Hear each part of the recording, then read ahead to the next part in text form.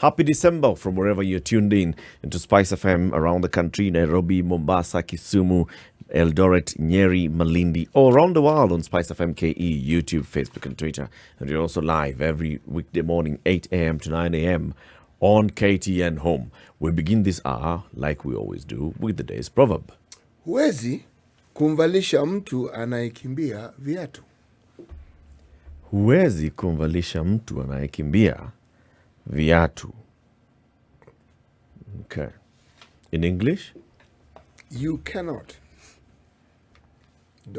put on a shoe on someone who is running. Someone is already running. They're running. They're running. And then you give yourself this enormous task of trying to ensure that you shone some shoes on their feet. That's not a tall order. It's an impossibility. Indeed. One that you cannot really get into. You won't.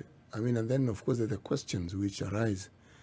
Do you imagine the person who's running without shoes does not know that they're running without shoes? Well. And what makes you think they need the shoes?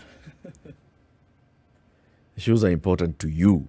Yes. Not to them. Precisely. And who says you need shoes to run? Okay. All those things. Maisha ya wenyewe wachana nayo. We have two guests joining us in the studio this morning.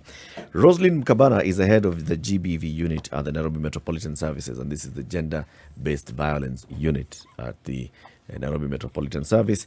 And then we also have a guest from Save the Children, Loise Giteru, who's a child protection officer. Good morning, ladies. Good morning, Loise. Good morning. Welcome to Kenya's biggest conversation. Thank you. Karibu sana, Roselyne. Karibu, asante na shukuru. We choose one. Karibu ama asante? Karibu. Okay. Asante. Nashkuru. Nashkuru. Bas. Let him deal with it. Wholesale. Yes, ndio. Sasa chaguo la mtangazaji. Okay. So we are in the 16 days of activism against gender-based violence. And this begins, on the 25th of November, the International Day for the Elimination of Violence Against Women, running until the 10th of December, Human Rights Day. These 16 days are active days to have a conversation about ending gender-based violence. Our president in the Republic of Kenya has made a commitment, and he said, I'm not the government, but me.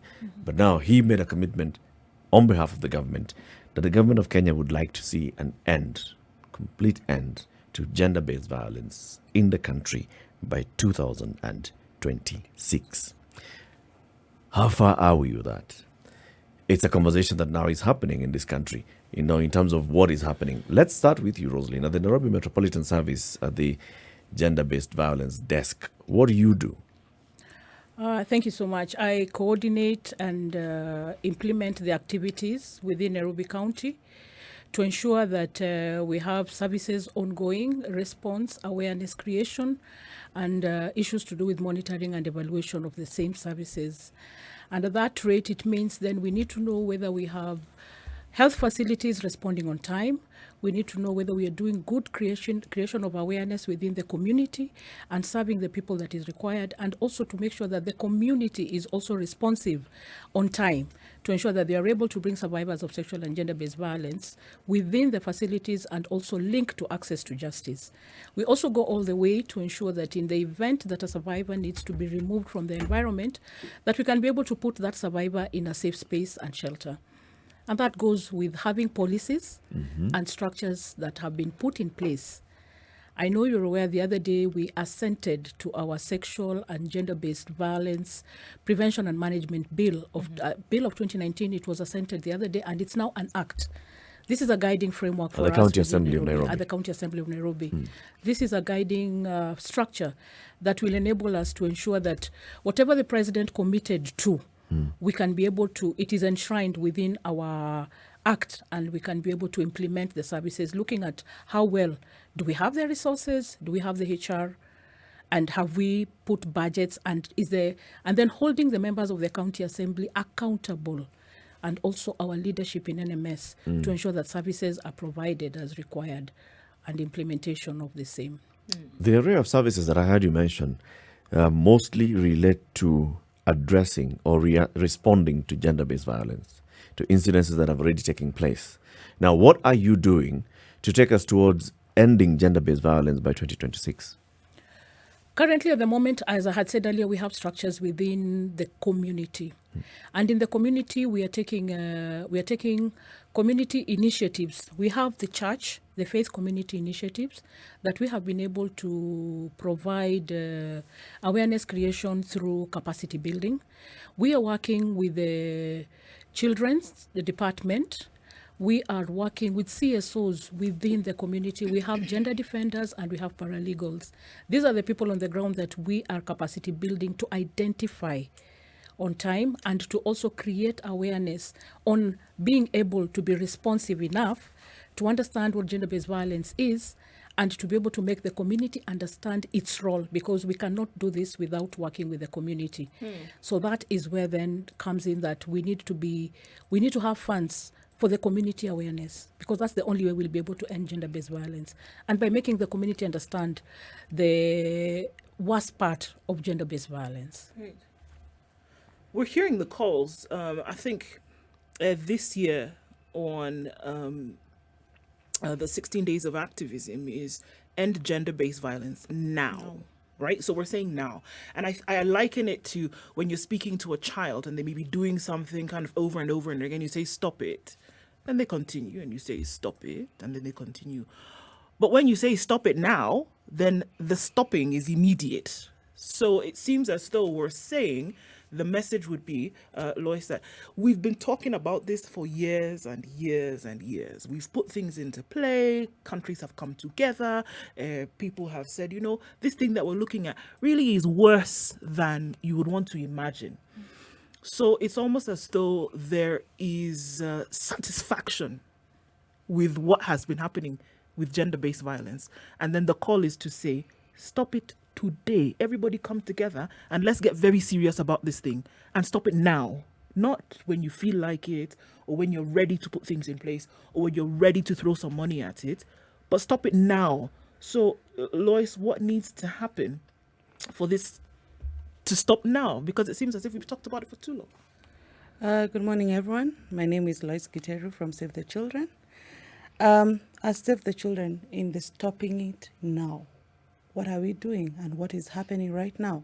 So the first thing we need to normalize is that violence is happening, and we all acknowledge that violence is happening, and we agree that people need to learn and accept that it's okay to report. Because you realize that the data we have right now, majority of it, it's most people who've gone through violence, they don't report. So we Save the Children, we are promoting, or we let people know that there are toll-free lines like 116 for the children, and we have the GBV line, which is 1195. And also we have 800-720-216, which is our toll-free in Save the Children, where people can report. So if people reported, we will be able to disable the perpetrators. Because when you keep quiet, you enable the perpetrators. Isn't it a little bit more difficult than that? And maybe also, Roselyne, to say, because again, looking at that data, so we're saying 1 in every 3 women at some point in their lives has been abused. 2 out of every 3 women, so we're looking at 66%, right? Having been going through this violence at one point in one form or another. But then we're saying only 1/10 of these women are reporting to police or to any other kind of authority. The disparity is huge. But then we also have many issues that come into play whereby somebody may have been abused, somebody may have been beaten, and the community or family steps in and says, don't take this matter forward. How do you then deal with things like that? Because you talk about community involvement, but the community seems to be involved in keeping it quiet. Thank you. I think the community has a role, and a very big role in that, because they're the ones who will either condone or condemn the activities that are being done within a violation family-wise. Again, as we have said, you've used the word now, which is our theme. How then do we ensure that it happens now? We have talked about people not reporting.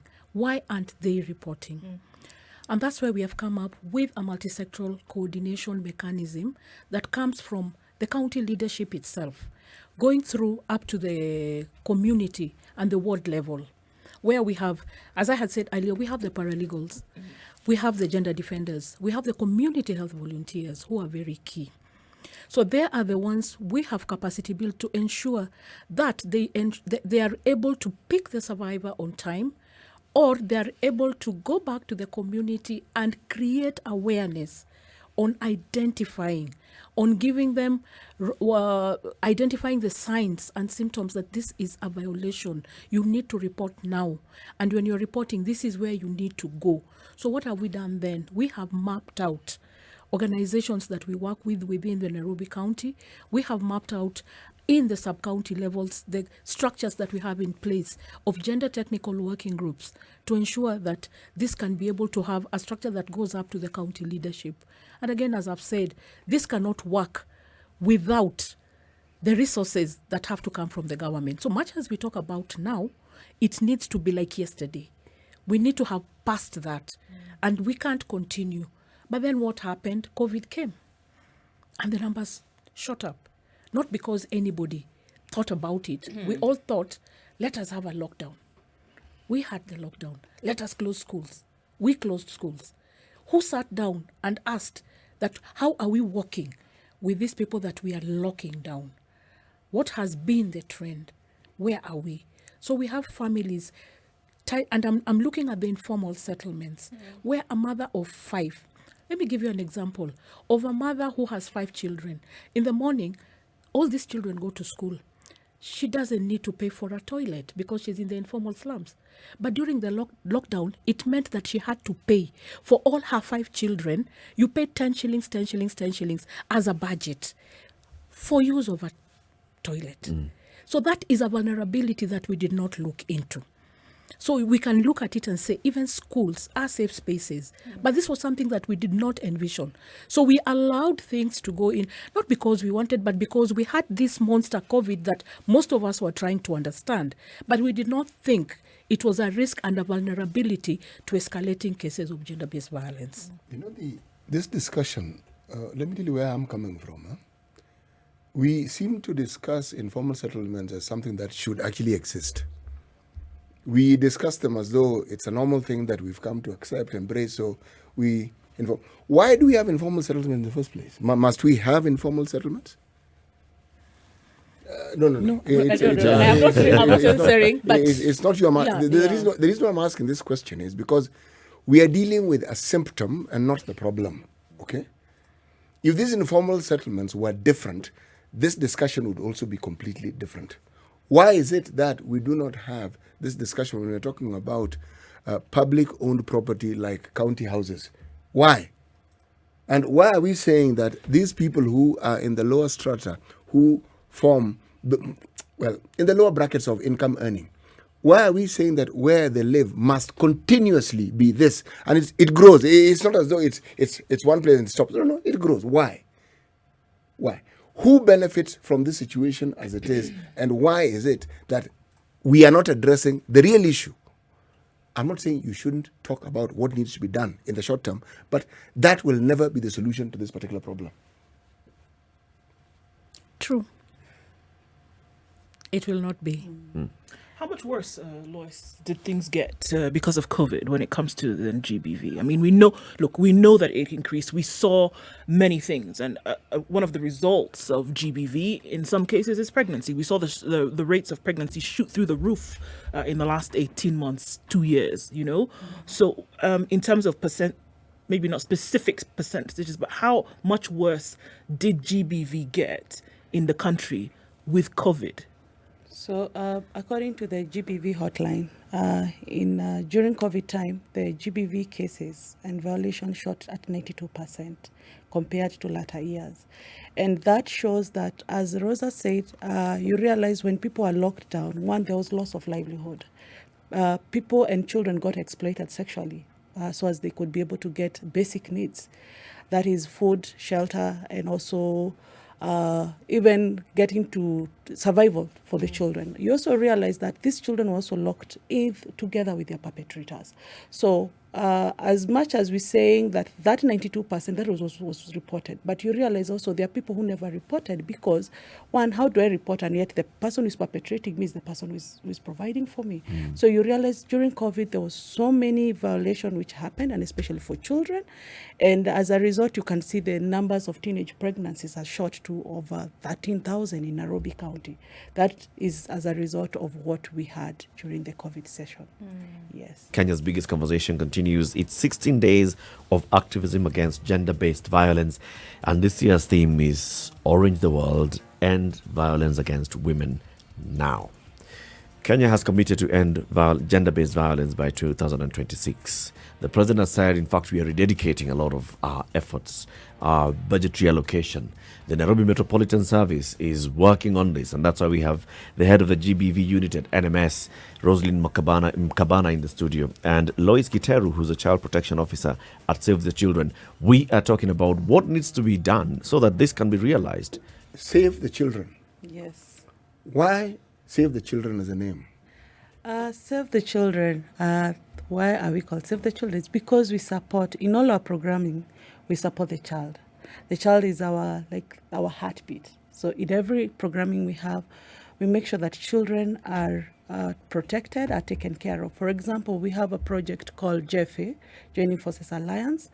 This is a project which we are currently implementing in Nairobi, that is in Kibra and Mathare sub-counties. And what we do is to make sure that we end violence against children and make sure that children also enjoy their rights. So in that program, we make sure that we support the government in what they're doing through capacity building. We support teachers on psychological first aid so as they can be able to know how to address issues of violence in their schools. And we also provide parenting without violence programming for parents so as we can also end violence back at home, and life skills sessions for children so as to know how to shout when they are going through violence and how to make decisions, good decisions as they grow. So we also realize that in part of our program we talk about maternal health, we talk about immunizations, we talk about food security, all this in line and the best interest of the child. So from what you say, you seem to choose locations and areas of residence where people are basically economically challenged. I would want to correct that. That is only one project, but we have other projects. I actually asked it as a question. Yes. Okay, but carry on. Yes. So we have other projects in places like Turkana, Bungoma, Wajir, Mandera. And is this among the well-to-do? In Nairobi have a bit of well-to-do. And Bungoma, Turkana? Bungoma is not badly off. The reason why I'm asking this question, I understand that if the parents of a child have economic issues, the likelihood of that problem trickling down to the child is greater. So perhaps these children would need more focus. But the problem that children have are not necessarily monopolized by this particular sector of society. What I'm actually asking is, people who don't fall into that category of individuals who live in economically impoverished circumstances, what programs do you have for them? For those people who are not in those... who are not poor. We support them. If you're not able to reach to you through our programs, like in person, we support them through activities which will support like Nairobi County. When you support Nairobi County activity, you're not supporting specifically for like Mathare or Kibra. So if you support like the county health clinics, we support like the whole of Nairobi County. When you support activities in Bungoma County, we are supporting for every child who is in Bungoma County. And also something like we still go back to Turkana. We are yet to get to maybe Runda and Karen. But when you're supporting the counties where they're hosted, we are supporting them at that area. Why Turkana, not Marsabit? Oh, we still have a program in Samburu which rolls over to Marsabit. You know, you can't be everywhere. I understand this. Yeah. But what I'm actually asking is, there is a criteria you use for choosing the places you work in. Yes. What is that criteria? The criteria we mostly look at, if you hear the counties we're talking about, like Turkana, Wajir, you realize we have issues of food security.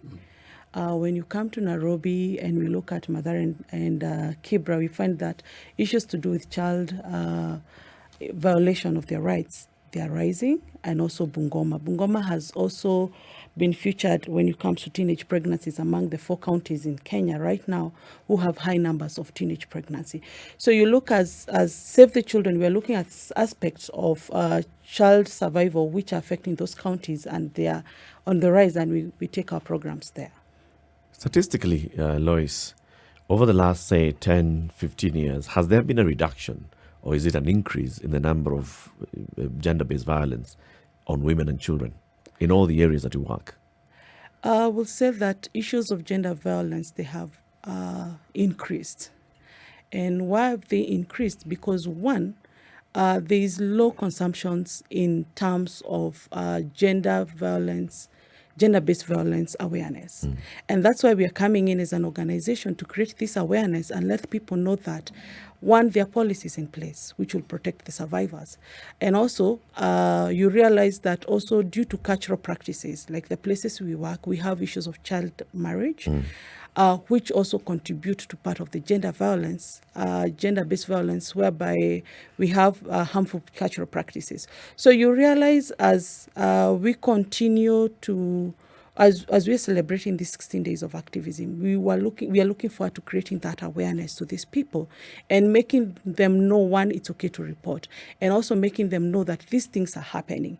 And the reason why maybe sometimes you realize, as much as we would say, making a lot of noise in courts, or like talking much about it, and the violences are not going down, is because also the cultural practices, and also a bit of African culture. You realize, being in a patriarchal society, women are disadvantaged.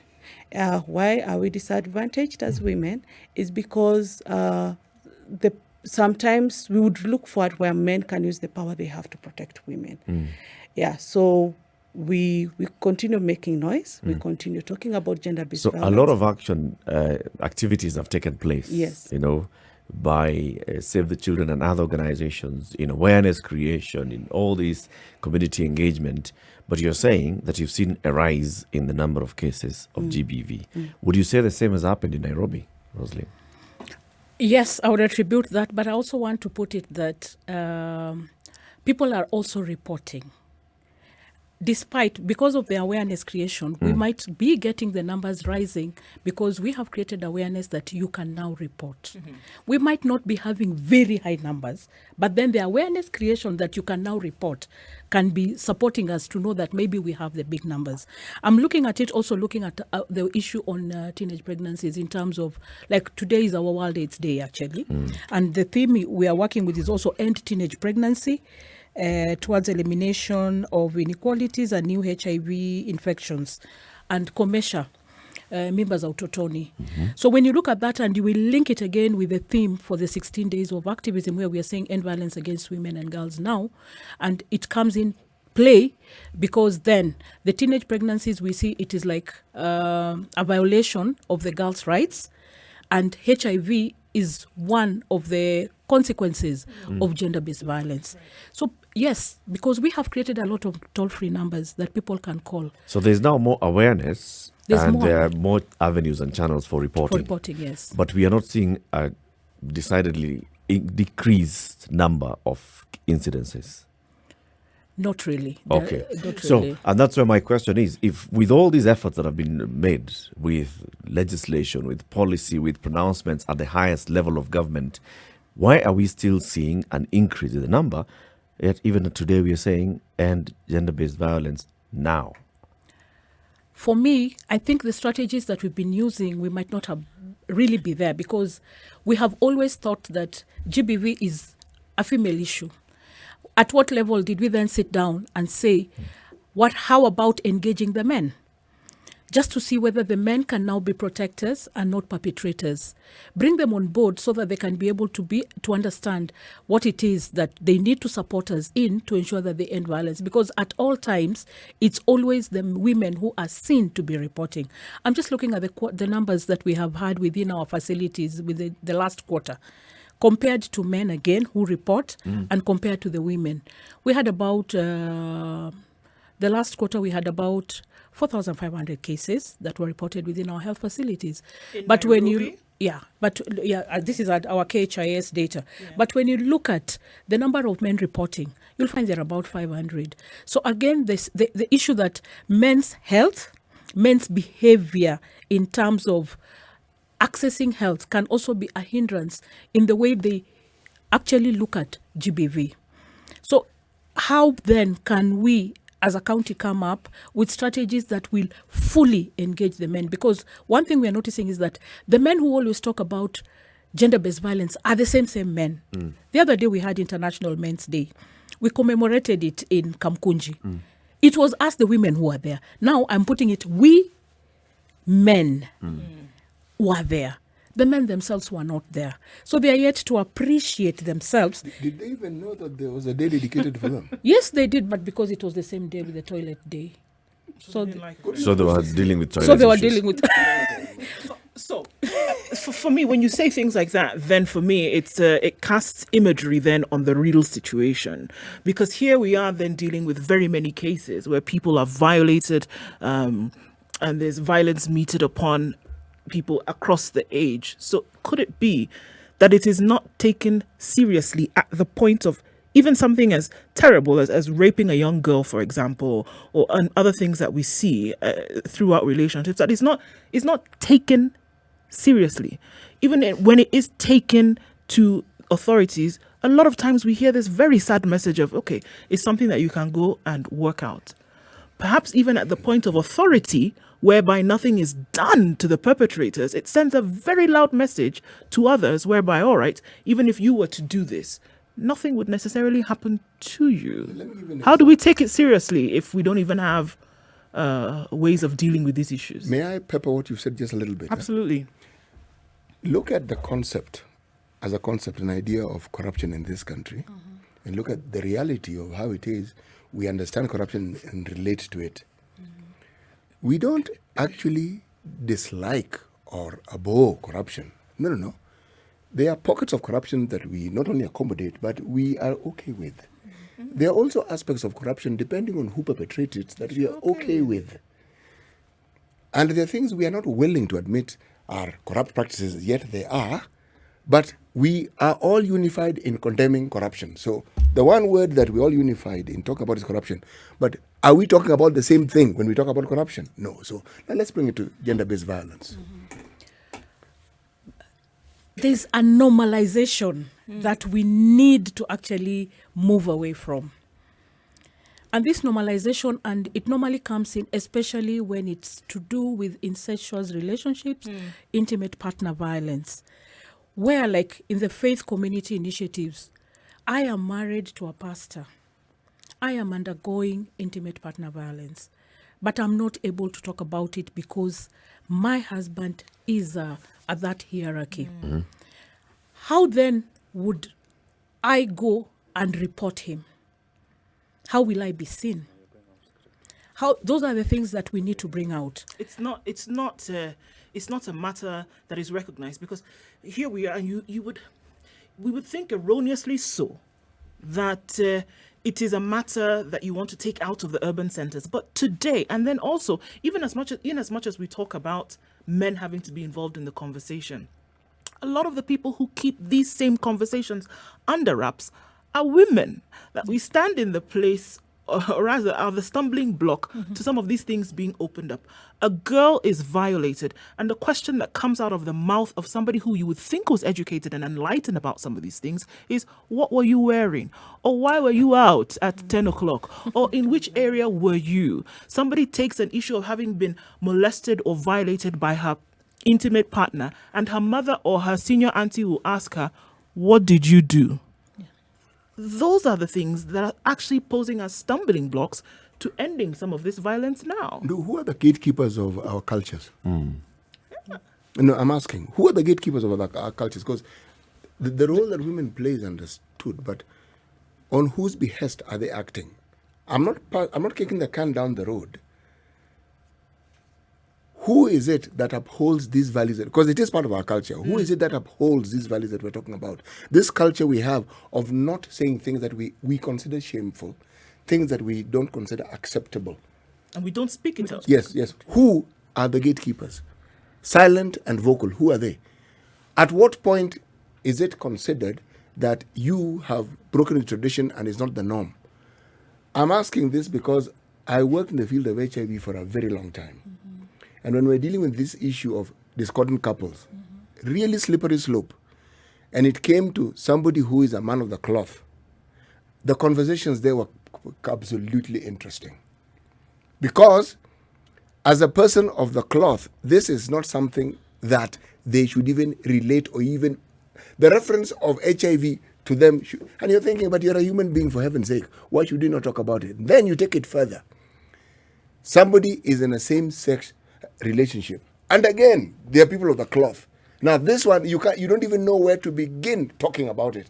And yet, you know it's coming out. Because this person is HIV positive. And when you talk to them, you realize that the relationship they have is not necessarily with the wife, but with a man. Now, how do you manage this?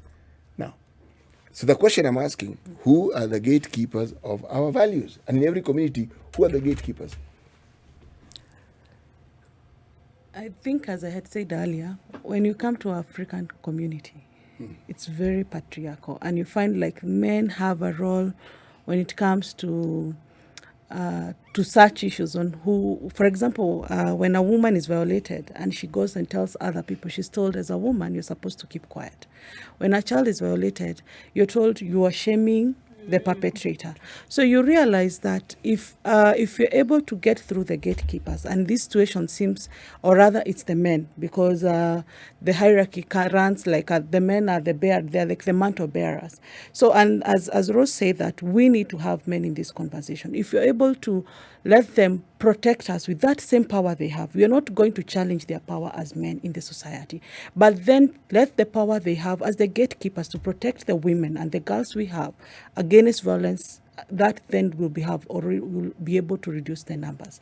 And also you realize the biggest percent, like 80% of the cases of GBV, you find that the men are the perpetrators. So they're the gatekeepers. And when you come to the perpetration, they're still leading. So what about if you have conversation with them and let them know that you can protect us, you can protect the women? Do you know where women come into this conversation in my mind? Huh? In our cultures, who is it who looks after and brings up children? The women. It's the women. I mean, there's a story of the men and the fathers and what. Yeah. It's a story. It is the women. It's the mothers. It's the mothers. It's not even complicated. And it is the reason why you find that in our society, the affinity that people have towards their mothers is infinitely greater. It's not that they don't love their fathers, but you reap what you sow. You...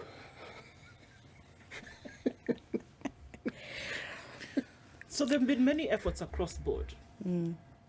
Organizations, government, society at large, communities, families. I mean, you name it. Take a stab at anybody has been involved in this conversation and mitigation efforts to bring this thing under. But we're seeing the opposite.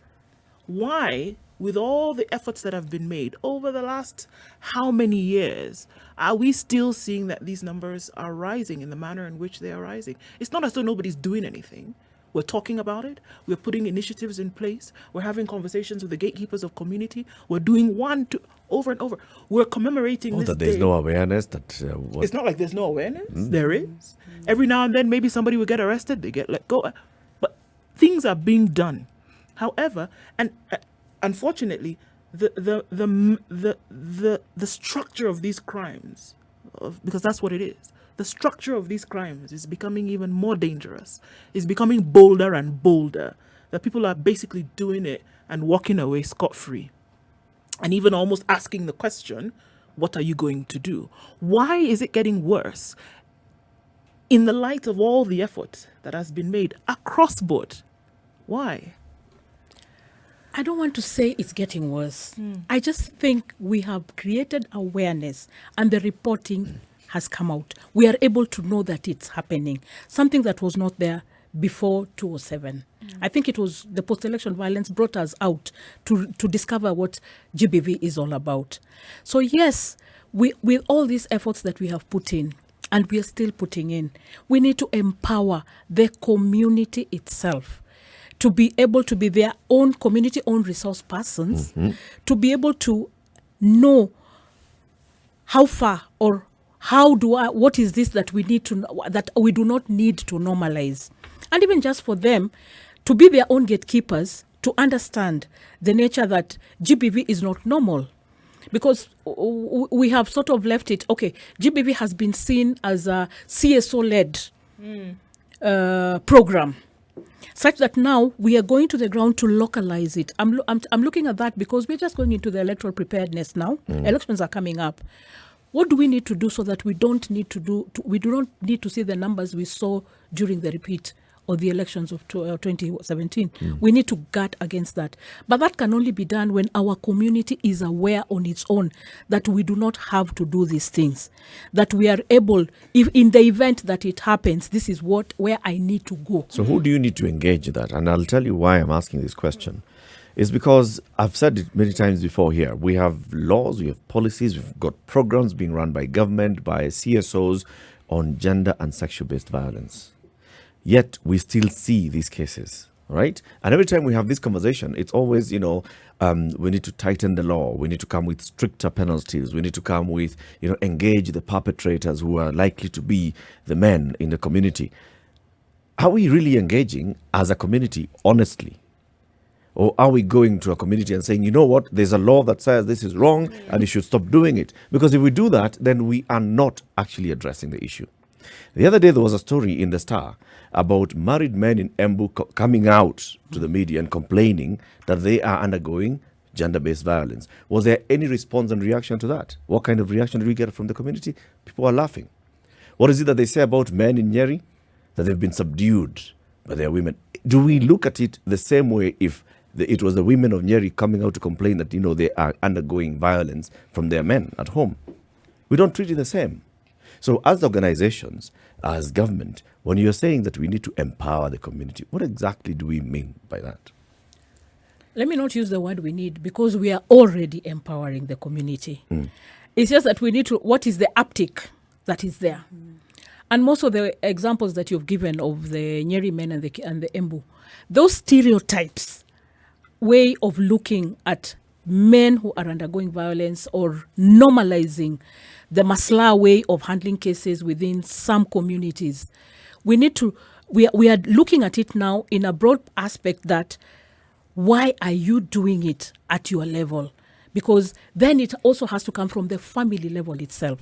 Because much as we go to the community, the family still remains the focal unit that needs to bring out the issues of sexual and gender-based violence. But how often do we talk to our children about sexual and gender-based violence? How often do we provide them with the appropriate information using the appropriate languages that are within that time?